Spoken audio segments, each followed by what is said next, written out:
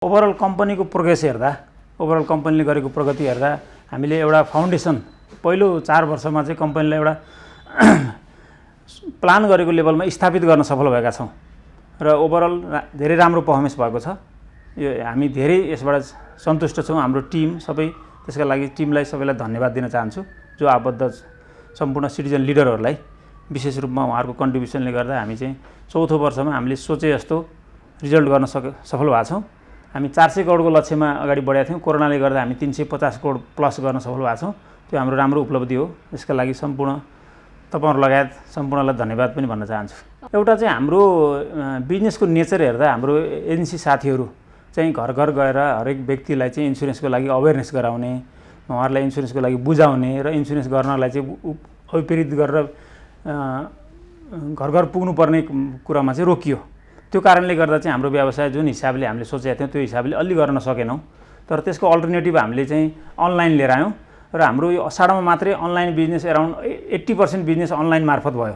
त्यसले गर्दा पनि हामीले यति यो लेभलको बिजनेस गर्न सफल भयौँ र यही कोरोनाको महामारीको बिचमै हामीले अनलाइन प्लेटफर्म लन्च गरेको कारणले पनि हामीले यो उपलब्धि हासिल गरेनौँ। अनलाइन प्लेटफर्मबाटै अहिले हामीले असाढमा गरेको सम्पूर्ण बिजनेस 80% अनलाइन मार्फत आएको हाम्रो। त्यो कारणले हामीले चाहिँ डिजिटल सिटिजन क्याम्पेन चलाएका छौँ। त्यो अन्तर्गत हामीले क्लेम पनि अनलाइनबाट तिर्यौँ। क्लेम हाम्रो टिकापुरमा एउटा परेको क्लेम हामीले 2 दिनभित्रै सेटल गर्यौँ अनलाइन मार्फतै। हाम्रो चाहिँ त्यति धेरै 20% बिजनेस फुल असाढमा मात्रै छैन हैन, ओभरअल इन्डस्ट्रीको चाहिँ देखिन्छ हैन।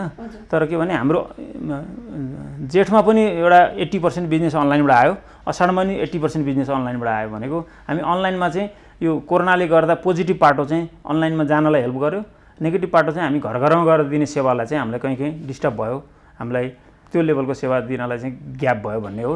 जेनरली के हो भने असाढ महिना भनेको हाम्रो गभर्नमेन्टको फिस्कल इयर इन्ड पनि हो।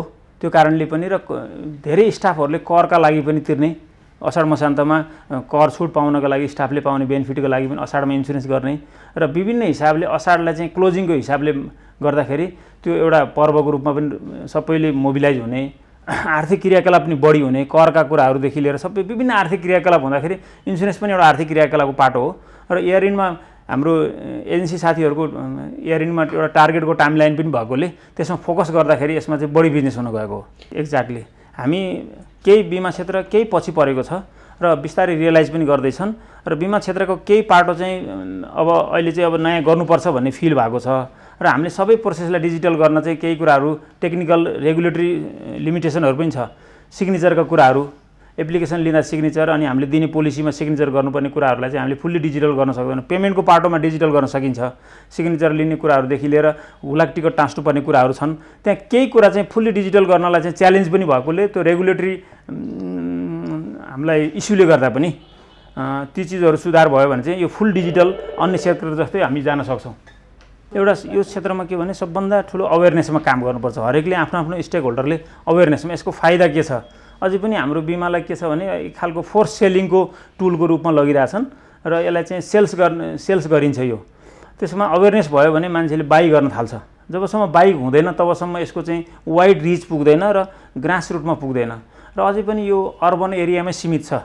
एकदम ग्रामीण क्षेत्रमा जानुपर्छ र म त के भन्छु भने एउटा थोरैभन्दा थोरै आम्दानी हुने व्यक्तिलाई झन् बढी जरुरी हुन्छ जसको चाहिँ रिजनेबल आम्दानी हुन्छ। यहाँ के छ एउटा सिम्पल इक्जाम्पल रिक्सा चालकको कुरो गरौँ भने रिक्सा चालकलाई इन्स्योरेन्स बढी जरुरी छ न कि अलि त्योभन्दा सम्पन्नलाई। किनभने ऊ रिक्सा चालक नभएको अवस्थामा, उसले गर्न नसकेको अवस्थामा फाइनेन्सियल ब्याकिङ उसको परिवारलाई भयो भने उसको परिवार स्कुल जान थाल्छ, अलिकति उसको शिक्षा दीक्षामा सहयोग पुग्छ, अन्य फाइनेन्सियल ब्याकिङ हुन्छ। त्यसका लागि झन् जरुरी छ। त्यो मान्छे कुनै कारणले डिसेबल भयो अथवा डिसेपियर भयो भने उसको बच्चाले स्कुल जान नसक्ने अवस्थाबाट सेफगार्ड गर्नलाई इन्स्योरेन्सले त्यो तल्लो सेगमेन्टलाई झन् गर्नुपर्छ। त्यसका लागि सिटिजन लाइफले पनि विशेष गरी छुट्टै प्याकेजहरू पनि लिएर आएको छ। सरेन्डरको डाटा हेर्दा तपाईँको भोल्युम र नम्बर दुईवटा फरक चिज हो। तपाईँले भोल्युममा 10 अरब हेर्नुभयो भने त्यो ठ्याक्कै त्यो डाटा मैले हेरेको छैन। तर त्यो 10 अरबभन्दा ठुलो पोलिसी ठुला टिकट साइजको, जस्तै काठमाडौँ जस्तो ठाउँमा हाम्रो केही समय अगाडिसम्म 50% टोटल बिजनेसको काठमाडौँमा हुन्थ्यो।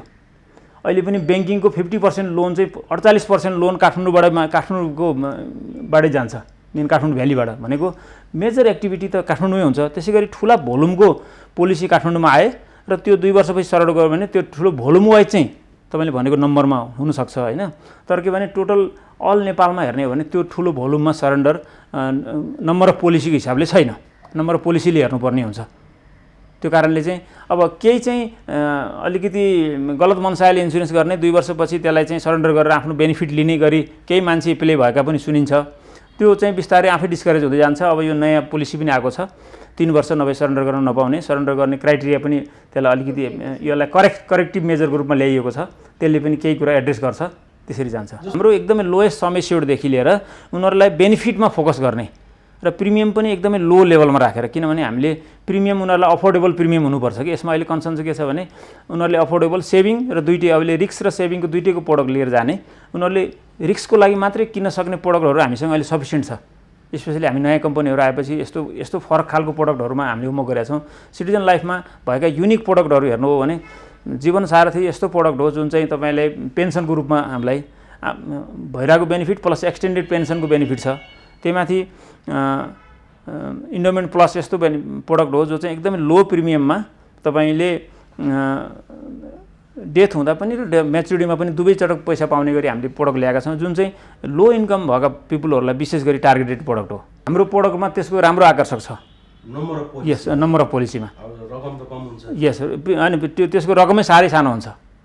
त्यही भएर हामीले ग्रामीण क्षेत्रको ब्रान्चहरूबाट चाहिँ त्यस्ता पोलिसीहरू राम्रो आएको छ। सहरभन्दा मतलब काठमाडौँ र मुख्य सहरभन्दा यो ग्रामीण क्षेत्रबाट बढी आएको यस, किनभने काठमाडौँमा चाहिँ त्यो साना एमाउन्टको पोलिसीहरू चाहिँ यहाँको मान्छेलाई त्यो चाहिँ उसको आम्दानी अनुसार त्यो साह्रै थोरै हुन्छ, उनीहरूको बाइङ क्यापेसिटी अनुसार ठुलो भोल्युमको पोलिसी लिनुपर्ने हुन्छ भने गाउँमा चाहिँ एउटा एभरेजभन्दा बिलो लेभलका मान्छे चाहिँ त्यस्तो पोलिसीमा उनीहरूको इन्ट्रेस्ट धेरै राम्रो हुन्छ। पहुँच त अघि तपाईँले नि भन्नुभयो, हामी 4 वर्ष अगाडि 7बाट हामी 25भन्दा प्लस आइसक्यौँ होइन।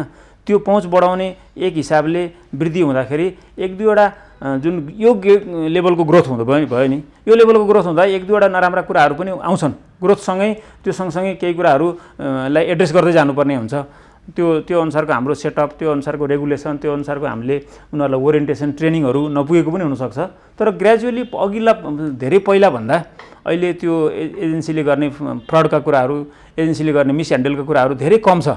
अहिले के छ भने तपाईँहरू जस्तो सञ्चार हुनुहुन्छ, हरेक व्यक्तिलाई मर्का पर्ने बित्तिकै त्यहाँ पहुँच छ, सोसियल मिडिया छ, विभिन्न हिसाबले उसले आफ्नो कुरो राख्न सक्छ र रेगुलेटरहरूसँग पनि पहुँच पुगेको छ। त्यो कारणले पहिलाको जस्तो पहिला धेरै सुनिन्थ्यो यो कुरा, आजभोलि धेरै घटेको छ। र केही सानोतिनो मात्रामा त्यस्ता कुराहरू त हुन्छ नै, त्यो ओभर द पिरियडमा करेक्सन गर्दै जाने कुरा हो। केही अब यसमा दुवै पाटो छ, बोथ साइड हुन्छ, हरेक चिजको बोथ साइड हुन्छ। जेन्युन कस्टमरलाई 2 वर्षमा पोलिसी लोन लिनका लागि केही कुरा अलिकति असहज पनि हुनसक्ला होइन। तर केही चाहिँ फल प्ले गर्ने अथवा त्यसैमा प्ले गरेर त्यसबाट बेनिफिट लिने गलत इन्टेन्सनले काम गर्नेहरूलाई चाहिँ यसले चाहिँ केही भए पनि सेफगार्ड गर्छ। त्यो दुवै पाटो रहन्छ। र अब सर्ट टर्ममा प्ले गर्नका लागि चाहिँ यसले रुम दिएन। त्यस कारणले चाहिँ अघि तपाईँले भनेको थियो ठुल्ठुला भोल्युममा र कतिपय मान्छेले एएमएलको एगेन्स्टमा पनि ब्ल्याकलाई होइन, ब्ल्याकमेनले व्हाइट गर्ने भन्ने सम्मको कुराहरू पनि सुनियो। त्यस्ता कुराहरूलाई पनि यसले डिस्करेज गर्छ।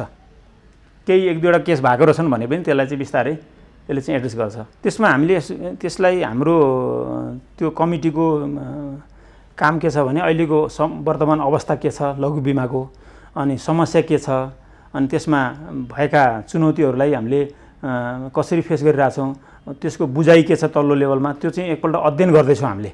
त्यसको अध्ययनको रिपोर्ट आइसकेपछि अनि त्यसपछि बल्ल वास्तविक करेन्ट अवस्था र अनि त्यसको वस्तुस्थिति र अनि कम्पनीको आवश्यकता भन्ने कुराहरू चाहिँ सम्पूर्ण कुरो रिभ्यू गरेपछि बल्ल त्यो कमिटीले अगाडि बढ्छ। अहिले हामी अध्ययन त्यो सर्वे गरिरहेछौँ। सर्वेको इनपुट आएपछि बल्ल हामी त्यसमा फर्दर अगाडि बढ्छौँ। यसका आवश्यकताको हिसाबले 27% मार्केट सेयर छ, यो बढाउनलाई चाहिँ कम्पनी थपेर आवश्यक हुन्छ, एउटा लजिक छ। अर्को लजिक चाहिँ के भने अहिले भएका कम्पनीको सस्टेनेबिलिटी के छ, यो कम्पनीहरू चल्नको लागि आधार के छ, र हाम्रो नियर बाई कन्ट्रीहरूमा जस्तै बङ्गलादेशमा पनि यसै गरी लाइसेन्स बाँडिएको थियो, त्यो कम्पनीहरूको अवस्था के छ, इन्डियामा 2001मा नयाँ लाइसेन्स दिएपछि अहिलेसम्म दिएको छैन, त्यहाँको अवस्था के छ, र ओभरअल इकोनोमीसँग यसको कन्ट्रिब्युसन र कम्पनीको सस्टेनेबिलिटी सबै कुराहरू हेरेर रेगुलेटरले एकदमै एप्रोप्रिएट डिसिजन लिन्छ भन्ने छ। र आजको अवस्थामा मैले चाहिँ यो रिच हेर्दा र एकैचोटि बढेर हामी 50मा पुग्ने पनि होइन, ग्रेजुअल ग्रो हुने हो। र ग्रेजुअल ग्रो हुँदा मैले कम्पनीको आवश्यकता मेरो आफ्नो इन्डबाट चाहिँ देख्दिनँ। टिमलाई भन्दा अब लगानीकर्ताहरू विभिन्न हिस्साका भन्छन्, त्यो लगानीकर्ताको टिम चाहिँ भन्दा पनि अब त्यो अफिस चलाउने म्यानेजमेन्ट टिम चाहिँ प्रोफेसनल हुनु पऱ्यो, त्यही हो। त्यसमा त अब कुनै ग्रुपलाई यस्तो ग्रुपलाई उस्तो ग्रुपलाई दिने भन्ने कुरा त त्यो छलफलको विषय होइन। सस्टेनेबिलिटी हेर्ने हो भने यही अहिले पछिल्लो पुस्तामा आएका 10वटा कम्पनीहरूको रियल फाइनेन्सियल र यसको 5 इयर्स 10 इयर्स प्रोजेक्सन बनाएर हेर्ने हो भने यसको पिक्चर रियल पिक्चर आउँछ। आजको मितिमा हामीले सेयर बजारमा यसको सब्सक्रिप्सन हुन्छ भन्ने कुरो अर्कै च्याप्टर हो फेरि, किनभने त्यो नेगेटिभ नेटवर्थ भएका कम्पनीको पनि सेयर गइरहेछ भने त्यो अर्को च्याप्टर हो। तर के भने यसको डाउनलाइन सस्टेनेबिलिटी 5 वर्षपछिको सिनेरियो के त, मर्ज भएपछि पनि त क्यापिटल डबल हुन्छ, डबल क्यापिटललाई सर्भ गर्नलाई त्यही लेभलको बिजनेस कसरी आउँछ भन्ने कुराहरू चाहिँ रेगुलेटरले पनि त्यो नयाँ लाइसेन्सको विषयमा सोचिरहँदाखेरि त्यो कुरा समेत ख्याल गरेर अनि यस्ता विषयमा डिसिजन लिनुपर्छ भन्छु म। हामीले चाहिँ के भन्छौँ भने हाम्रो मेजर लगानी गर्ने क्षेत्र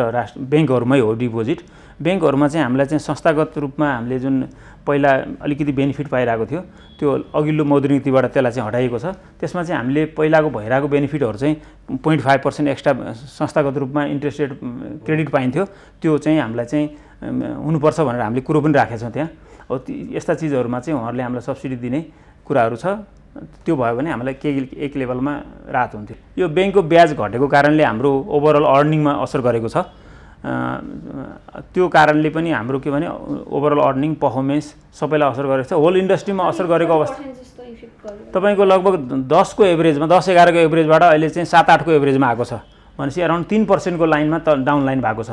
त्यसले भनेको त्यसले सब्सिक्वेन्टली त्यही अनुसार असर गर्छ। कम्पनीहरूले अब चाहिँ बिस्तारै त्यो एरियाबाट बाहिर गइरहेछन् र बाहिर जानका लागि 1-2वटा लिमिटेसन पनि छ, किनभने इन्सुरेन्स कम्पनीमा अन्य क्षेत्रमा लगानी गर्न एक्सपर्टाइज हुँदैन। ब्याङ्कमा विभिन्न हाइड्रोको सेक्टर हेर्ने सेल लगायतको थुप्रै सेलहरू हुन्छ, हामीसँग चाहिँ त्यो लेभलमा ठुलो भोल्युम पनि हुँदैन र सानो एउटा पार्टिसिपेटरी भएर जाने एउटा हो, तर एक्सपर्टाइज सेल भइसकेको छैन र अलि ठुला कम्पनीहरूले त्यो चाहिँ एक्सपर्टाइज सेल राखेर गर्न सक्छन्। तर हामीहरूलाई चाहिँ के छ लिमिटेसन भने सानो एमाउन्ट जाँदाखेरि हामी चाहिँ कुनै हाइड्रोको पार्टिसिपेटरी अथवा अन्य सेक्टरको पार्टिसिपेटिभ भएर त्यहीमाथि अन्य सेक्टरमा जानका लागि के छ भने तपाईँ पब्लिक कम्पनी हुने कम्पनीमा जानका लागि नेपालमा त्यो लेभलको कम्पनीहरू चाहिँ अझै पनि ग्रोइङ फेजमा भएकोले त्यो चाहिँ अब हामीले त्यो लेभलको रिस्क लिन चाहिँ नयाँ कम्पनीलाई अलि एउटा लेभलको च्यालेन्ज पनि छ। यस्तो हुन्छ विदेशतिर के हुन्छ भने गभर्मेन्टका प्रोजेक्टहरूमा पार्टनरसिप गर्ने, जस्तै म्युनिसिपालिटी बन्डहरू हुन्छ, नगरपालिकाले एउटा केही एउटा प्रोजेक्ट गर्यो, बस पार्क चलायो, बस पार्कमा त टोल उठ्छ नि त, अथवा हाइवे बनायो, हाइवेमा टोल उठ्छ लगायतका नगरपालिका लगायतका गभर्मेन्टका विभिन्न जस्तै अहिले फास्ट ट्र्याकमा आयो, फास्ट ट्र्याकमा त त्यो त रेभेन्यू उठाउने हो नि त गभर्मेन्टले। रेभेन्यू उठाउनको लागि हामीसँग जस्तो इन्सुरेन्स कम्पनीहरू अब त्यो लेभलमा छैन होला, सानै होला, त्योसँग पार्टनरसिप गरेर जाने हामीले चाहिँ सोझै त्यहाँ फन्डिङ गर्ने गरेको बाहिरतिर भेटिन्छ।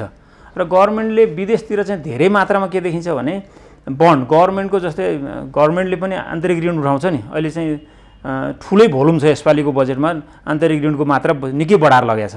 त्यो आन्तरिक ऋण उठाउने सोर्समा चाहिँ हामीहरू जस्तो इन्सुरेन्स कम्पनीलाई चाहिँ हामी चाहिँ ट्रस्टी हो नि त, फन्ड रेजर हो, हामीले चाहिँ लङ टर्ममा उठाउने फन्ड चाहिँ गभर्मेन्टले लङ इन्सुरेन्स बोर्ड हुन्छ बाहिरतिर, यस हाम्रोमा यहाँ इन्सुरेन्स बोर्डहरू छैन। हामीले इनिसिएटिभ गर्न लागि अर्थ मन्त्रालयमा बिमा समितिमा पनि रिक्वेस्ट गरेका थियौँ, त्यसमा अब अहिलेसम्म पहल भएको छैन। हामी आशावादी छौँ के होला भनेर। इन्सुरेन्स बन्ड भयो भने हाम्रो बिगेस्ट एउटा च्यालेन्ज मध्येको त्यो पनि के भने एसेट ल्याबिलिटी मिसम्याच।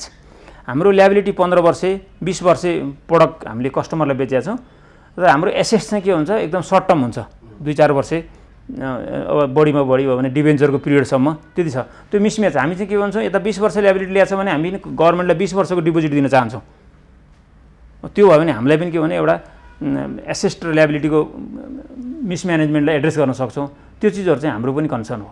हामीले बजारमा हाम्रै समकक्षी कम्पनीहरूमा हामी टपमै पर्छौँ। ग्रोथ र प्रफिटेबिलिटी हेर्दा हामी सन्तोषजनक र राम्रो पोजिसनमा छौँ। सिटिजन लाइफले एउटा चाहिँ के भने स्टेबल भ्यालु रिटर्न दिन्छ प्रमोटरहरूलाई, हामी इन्भेस्टरलाई के भन्छौँ भने सिटिजन लाइफले यो 4 वर्षमा एउटा फाउन्डेसन बनाएको छ। अल नेपालमा एउटा ब्रान्च एक्सपान्सन अनि हाम्रो सिटिजन लिडरहरू टिम डेभलप गर्ने, स्टाफको स्ट्रेन्थेन बढाउने काममा हामीले विभिन्न फोकस गऱ्यौँ। अब त्यो चाहिँ एक लेभलमा प्रोडक्सनमा कन्भर्ट भइरहेछ, अब मल्टिप्लाई हुन्छ हाम्रो गोइङ फरवर्ड। यो त हामीले त फाउन्डेसन इयर हो नि त, एउटा 4 वर्षको पिरियड त छोटो पिरियड हो अर्गनाइजेसनको हिसाबले, त्यो हिसाबले हामी यसलाई मल्टिप्लाई गर्छौँ। हाम्रो ओभरअल पर्फर्मेन्स चाहिँ अझै बढी हुन्छ। आइपिओ पछिको हाम्रो त्यो पनि रिइन्भेस्ट गर्छौँ, त्यसले पनि हामीलाई रिटर्न दिनलाई हेल्प गर्छ। हाम्रो एपेटाइट बढ्छ। हामीले आइपिओ बढेपछि हाम्रो क्यापिटल बढेपछि हाम्रो के हुन्छ, रिइन्सुरेन्समा हामीले जति रिइन्सुरेन्स अलिकति पैसा दिएको थियो भने रिइन्सुरेन्स लिमिट बढाउन सक्छौँ। त्यो हाम्रो आफ्नो आफूले रिटेन्सन बढायौँ भने प्रफिटेबिलिटी बढ्न सक्ने, त्यसले हेल्प गर्छ ओभर द पिरियडमा। ती चिजहरूमा हामीले आफ्नो क्यापासिटी बढेपछि त्यो अनुसारको हाम्रो रणनीति बनाउँछौँ। ओभरअल के छ भने हाम्रो त्यही हो, हामीले सधैँ भन्ने गरेको हाम्रो एक्चुअली भ्यालुएसन गराउनु पर्ने टाइमिङ चाहिँ बढी लाग्यो। यसपालि बढी लागेको कारण चाहिँ यो पटक चाहिँ अरू बेलाभन्दा बढी लाग्यो भन्दा बिमा समितिको एउटा भ्यालुएसन डाइरेक्टिभ आयो। भ्यालुएसन डाइरेक्टिभले बजारलाई एक लेभलमा फ्युचर प्रोभिजन गर्नुपर्ने कुराको एउटा मेन पोइन्टमा हामी अलमल्यौँ।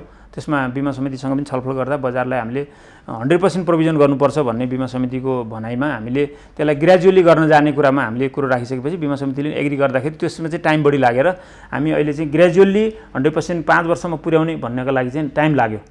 त्यसले गर्दा चाहिँ अनि अब भ्यालुएसनमा सबै कम्पनी लागिसकेको छ। अब गोइङ फरवार्ड चाहिँ त्यस्तो फरक नपर्ला, किनभने अहिले बढी लागेको कारण के भने यो रिसेन्टली आएको डाइरेक्टिभ भन्दा 2 वर्ष अगाडि पनि अर्को डाइरेक्टिभ थियो। यो 2 वर्षमा चाहिँ बिमा समितिको डाइरेक्टिभमा चाहिँ फ्रिक्वेन्टली अपडेट भएको कारणले पनि के भने बजारलाई अलिकति त्यसमा एडजस्ट हुनलाई टाइम लिएको र ब्याकलग समेत एकैचोटि गर्न सक्ने गरी समेत अब चाहिँ कम्पनीहरू त्यो लेभलमा रेडी भएको।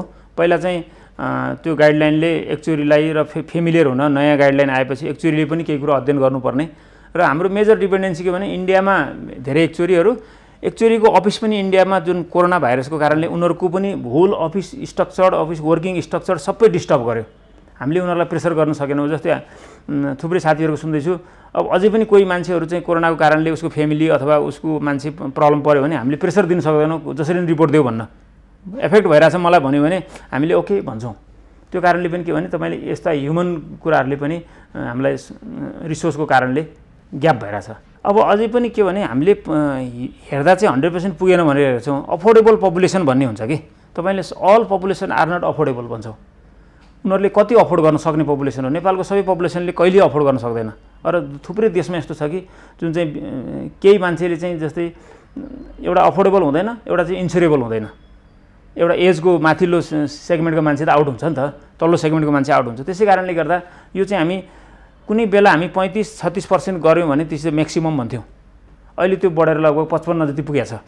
हाम्रो आफ्नो एउटै क्यालकुलेसनले, त्यो फरक मान्छेको फरक क्यालकुलेसन होला। 55% पुग्नु भनेको एक लेभलमा रिजनेबल र अहिलेको बेलामा हामीले त्यो चाहिँ एचिभेबल लाइन हो। अहिले तपाईँलाई भन्दा दाबी भुक्तानीमा लाइफ इन्सुरेन्स सेक्टरमा, मैले अन्य सेक्टरको कुरो गरेन, लाइफ इन्सुरेन्समा दाबी भुक्तानीमा इस्यु छैन भन्छु म। एकाध हुनु भनेको त्यो चाहिँ हाम्रो रेफर गर्ने कुरो भएन। एकाध बाहेक हामी कहाँ इस्यु छैन। अहिले कम्पिटिसनले पनि चाँडोभन्दा चाँडो दाबी दिनका लागि र दाबी दिएको कुराहरू मान्छेले हामीले ल दियौँ है भनेर पनि उनीहरूले त्यसलाई चाहिँ के भने सबैसँग पुर्याइरहेको कुराहरूले पनि अब दाबीलाई पेन्डिङ गर्ने, पहिलाको जस्तो के भने दाबी रोक्नु भन्ने लाइनमा थियो भने अब चाहिँ तपाईँले दाबी दिनका लागि कारण खोज भन्ने लाइनमा आइसकेको छ मार्केट र सबैले म्याक्सिमम क्लेमलाई सेटल गरिरहेछन्। पहिलाको जस्तो अवस्था होइन र पहिला डकुमेन्ट बनाउन पनि गाह्रो थियो र मान्छेले केही कुरा पहिलाको फ्रड गरेका कुराहरू पनि थिए हैन। अनि फ्रडहरूलाई पनि अब बिस्तारै कम पनि हुँदै गएको छ र अन्य सेक्टरमा जस्तै नन लाइफमा केही कुरा इस्यु अझै पनि हुन सक्छन्, उहाँहरूको टेक्निकल लिमिटेसनले गर्दा पनि हुन्छ। पेनिट्रेसन बढाउनलाई चाहिँ सबभन्दा ध्यान दिनुपर्ने कुरा के, एक नम्बरमा अवेरनेस, यो मेरो लागि हो भन्ने अवेरनेस र क्लेम दिएका कुरा, यसबाट बेनिफिट लिएका कुराहरूको अवेरनेसको एकदमै हामीले ग्याप छ। यसैमा धेरैले अझै पनि इन्सुरेन्सको बारेमा राम्रोसँग र उसले मलाई चाहिने प्रोडक्टको रूपमा अवेर छैन। अवेरनेसका लागि विभिन्न चरणमा हामीले यो अब तपाईँहरू जस्तो यो मिडियाबाट र स्कुलमा पढाउने कुराहरूदेखि लिएर र विभिन्न लोकल लेभलमा स्थानीय तहमा जानेदेखि लिएर सबै विभिन्न आफ्नो आफ्नो हरेक ठाउँबाट चाहिँ हामीले अवेरनेस बढाउनु पर्यो एउटा। दोस्रो कुरो के भने एजेन्सीलाई प्रपर ट्रेनिङ र प्रोफेसनलिजम डेभलप गर्नुपर्ने छ। एजेन्सीहरू चाहिँ केही प्रोफेसनल हुँदै आएका छन्, तर जुन मात्रामा हामीले गर्नुपर्ने हो फुल लेभलको ट्रेनिङ र उनीहरूलाई पुरै सिकाउनु पर्ने कुरा र त्यो चाहिँ प्रपरली भयो भने यो दुईटा कामले चाहिँ मेजरली हुन्छ। अब अहिले कम्पनीहरूको रिच 75 हाम्रो पुरै जिल्लामा, सबै जिल्लामा पुगिसकेको छ हैन र सबै ठाउँमा हाम्रो एजेन्सीहरू पुगिसकेका छन्। उनीहरूलाई प्रोफेसनल बनाउने, उनीहरूलाई चाहिँ अनि अब दोस्रो पार्ट चाहिँ के भने अब डिजिटल्ली उनीहरूलाई पनि क्यापेबल बनाउनु पर्ने छ। अब कम्पनी मात्रै डिजिटल्ली कम्पिटेन्ट भएर भएन, हाम्रो एजेन्ट साथीहरू पनि हुनुपर्छ, सँगसँगै कस्टमरलाई पनि बिस्तारै त्यो ब्राकेटमा ल्याउनु पर्ने हुन्छ। त्यो चाहिँ भयो भने यसको रिच चाहिँ हामीले मल्टिप्लाई गरेर लान सक्छौँ। त्यसमा थुप्रै कुरा, छोटकरीमा एउटै पोइन्ट के भने बिमा समिति, अहिलेको बिमा समितिलाई चाहिँ एउटा अटोनोमस रूपमा र फुल्ली इम्पावर गरेर जान सक्यो। उसले गर्न चाहेका कुराहरू, त्यहाँका रिसोर्सलाई एकदमै क्यापेबल बनाउने कुरादेखि लिएर र कम्पनीमा सुपरभिजन गर्ने कुराहरू र कम्पनीलाई उनीहरूले बिमा समितिले चाहे अनुसारको विभिन्न हिसाबले प्रमोट गर्ने र यसलाई नियमन गर्ने सबै कुराको लागि चाहिँ बिमा समिति फुल्ली क्यापेबल हुनु पर्यो भन्ने लाइनमै हो। त्यो एउटा भयो भने सबै कुरा हुन्छ। बिमा समितिलाई त्यो अथोरिटी हुनु पर्यो। अहिले सानो सानो कुराको लागि पनि बिमा समितिसँग त्यो कुराहरू गर्नलाई विभिन्न कुराहरू बेरियर भएको देखिन्छ। तपाईँले सिटिजन लाइफमा हामीले दुई तिनवटा कुराहरूमा फोकस गर्छौँ। एउटा, तपाईँलाई आफ्नो निड के छ, त्यो निड आवश्यकता अनुसारको प्रोडक्ट सिटिजन लाइफमा पाउनुहुन्छ। म अहिले अर्निङ मान्छे हो, मेरो रिटायरमेन्टको लागि, मेरो पछि के हुन्छ भन्ने वरीको लागि सिटिजन लाइफले त्यो लेभलमा प्रोडक्ट ल्याएको छ। अहिले पनि बाँचुन्जेलको साथी एउटै बिमा काफी भन्ने जीवन सारथी जस्तो युनिक प्रोडक्ट छ। तपाईँलाई हामीले प्रोडक्ट पस्किने हो, तपाईँको सोलुसन दिने हो हैन। तपाईँको त्यो छ, मलाई सस्तो खालको, म अफोर्डेबल कम छु, मलाई अलिकति सस्तो खाले र राम्रो कभरेज भएको प्रोडक्ट चाहियो भने त्यो चाहिँ हामी इन्डोमेन्ट प्लस छ।